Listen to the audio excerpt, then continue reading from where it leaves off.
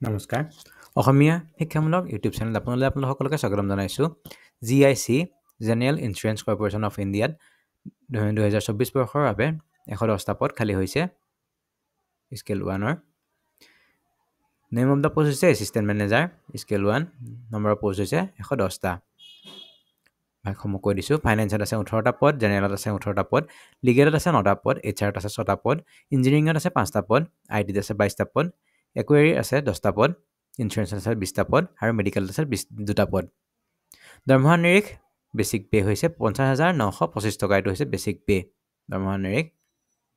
বয়সৰ ক্ষেত্ৰত কোৱা হৈছে যে 21 বছৰৰ পৰা 30 বছৰৰ ভিতৰত হ'ব লাগিব বয়স 1 নৱেম্বৰ 2024 লৈ 21 বছৰতকৈ কম হ'ব নোৱাৰিব আৰু 30 বছৰতকৈ বেছি হ'ব নোৱাৰিব বৰ্ষৰ ক্ষেত্ৰত ভাৰত চৰকাৰ নিয়ম অনুসৰি SC SC 5 বছৰ OBC 3 বছৰ আৰু ফিজিকেলি হেণ্ডিকেপে 10 বছৰ ৰেহাই পাব কোৱালিফিকেশ্যনৰ ক্ষেত্ৰত কোৱা হৈছে যে ফাইনেন্সৰ বাবে বিকম হ'ব লাগিব 60% মাৰ্কছৰ সৈতে অৱশ্যে OBC সকলে 55% মাৰ্কছ হ'লেও এপ্লাই কৰিব পাৰিব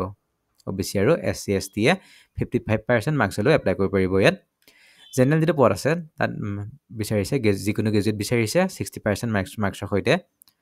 আৰু OBC সকলে 55% মাৰ্কছ হ'লেও এপ্লাই কৰিব পাৰিব OBC SC আৰু ST এ লিগেলৰ ক্ষেত্ৰতো বেচেলৰ ডিগ্ৰী বিচাৰিছে 60% মাৰ্কছৰ সৈতে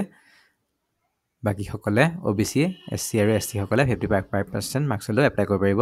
HR সকলেও যদিহে OBC SC ST হয় 55% মাৰ্কছ আৰু বাকি সকলে 60% মাৰ্কছ ল'ব লাগিব যিকোনো গ্ৰেজুৱেশ্যনত ইঞ্জিনিয়াৰিং সকলে বেচেলৰ ডিগ্ৰী BE BTechৰ হ'ব লাগিব চিভিলৰ আৰু তেওঁলোকেও 60% মাৰ্কছ বিচাৰিছে আৰু OBC SC ST সকলে 55% মাৰ্কছ হ'লেও এপ্লাই কৰিব পাৰিব IT সকলে BE BTech বিচাৰিছে কম্পিউটাৰ সায়েন্স অথবা ইনফৰমেশ্যন টেকনলজিত 60% মাৰ্কছৰ সৈতে আৰু OBC SC ST সকলে 55% মাৰ্কছ হ'লেও এপ্লাই কৰিব পাৰিব ইকুৱেৰিটো বিচাৰিছে যে যিকোনো গ্ৰেজুৱেট 60% মাৰ্কছৰ সৈতে OBC SC ST সকলে 55% মাৰ্কছ হ'লে এপ্লাই কৰিব পাৰিব ইনচুৰেঞ্চত যিকোনো গ্ৰেজুৱেট বিচাৰিছে 60% মাৰ্কছৰ সৈতে OBC SC ST সকলে 55% মাৰ্কছ হ'লে এপ্লাই কৰিব পাৰিব মেডিকেলতো MBBS বিচাৰিছে MBBS ডিগ্ৰী 60% মাৰ্কছৰ সৈতে বিচাৰিছে OBC SC ST সকলে 55% মাৰ্কছ হ'লে এপ্লাই কৰিব পাৰিব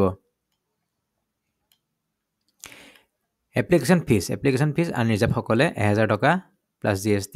ডিমাণ্ড ড্ৰাফ্ট কৰিব লাগিব অনলাইন যোগে OBC MOBC সকলে 1000 টকা আৰু বাকি SC ST ওমেন আৰু ফিজিক্যালি হেণ্ডিকেপ সকলে কোনো ধৰণৰ ফিজ কাটিব নালাগে পেমেন্ট মোডটো অনলাইন হ'ব কেনেদৰে এপ্লাই কৰিব ইয়াত যিটো অনলাইন এপ্লিকেশ্যন লিংক দিছে তাত গৈ পেলাই আপোনালোকে ফৰ্মখন ফিল আপ কৰি পেলাই প্ৰয়োজনীয় নথিপত্ৰসমূহ আপলোড কৰি পেলাই ফৰ্ম ফিল আপ কৰিব পাৰিব ষ্টাৰ্টিং ডেট ইয়াৰ বাবে 4 ডিচেম্বৰ 2024 পৰা আৰম্ভ হৈছে ইয়াৰ এপ্লিকেশ্যন আৰু 19 ডিচেম্বৰ 2024 লৈকে ইয়াৰ লাষ্ট ডেট এপ্লাই আৰু অনলাইন ফিজ পেমেন্টৰ লাষ্ট ডেট হৈছে 19 ডিচেম্বৰ 2024 এপ্লাই কৰিবলৈ আপোনালোকে ইয়াত যিখন ফৰ্ম দিছে এই ফৰ্মখনত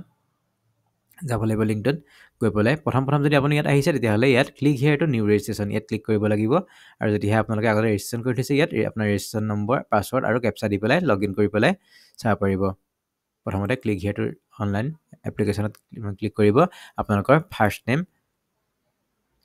নেমটো কনফাৰ্ম কৰিব লাগিব মিডল নেম যদি আছে মিডল নেম দিব confirm middle name last name আৰু কনফাৰ্ম মিডল নেম অৰ্থাৎ দুবাৰ কৰি ইয়াত নামখিনি আপোনাৰ ফিল আপ কৰিব লাগিব আপোনালোকৰ mobile number confirm mobile number দিব লাগিব অল্টাৰনেট মোবাইল নম্বৰ যদি আছে দিব লাগিব ইমেইল আইডি দিব লাগিব আৰু কনফাৰ্ম ইমেইল আইডি অৰ্থাৎ ইমেইল আইডিটো দুবাৰ ইয়াত টাইপ কৰিব লাগিব তাৰপিছত ইয়াত কেপচাটো দিছে এই কেপচাটো ইয়াত ফিল আপ কৰি পেলাই আপোনালোকে সেভ এণ্ড নেক্সটত ক্লিক কৰিব লাগিব বহুত চিম্পল হয় ফৰ্মখন বেছি টান নহয় বেছিক ইনফৰমেশ্যনখিনি ফিল আপ কৰাৰ পিছত আপোনালোকে ফটো আৰু সিগনেচাৰ আপলোড কৰিব লাগিব তাৰপিছত আপোনালোকে ডিটেইলছ ফিল আপ কৰিব লাগিব কি পাছ আপুনি ফিল আপ কৰিব লাগিব তাৰপিছত প্ৰিভিউ কৰি আপুনি এডমিশ্যন ফৰ্মখন চাব পাৰিব তাৰপিছত আপোনালোকৰ ডকুমেণ্টছখিনি আপলোড কৰিব দিব তাৰপিছত আপুনি ইয়াত পেমেণ্ট কৰিব লাগিব 6 নম্বৰ যদি ষ্টেজ আছে তাত পেমেণ্ট কৰিব লাগিব 1000 টকা আৰু যদিহে আপুনি মহিলা হয় বা SC ST হয় তেতিয়াহ'লে কোনো ধৰণৰ ফিজ পেমেণ্ট কৰিব নালাগে এইদৰে আপুনি ইয়াৰ ফৰ্মখন ফিল আপ কৰিব পাৰিব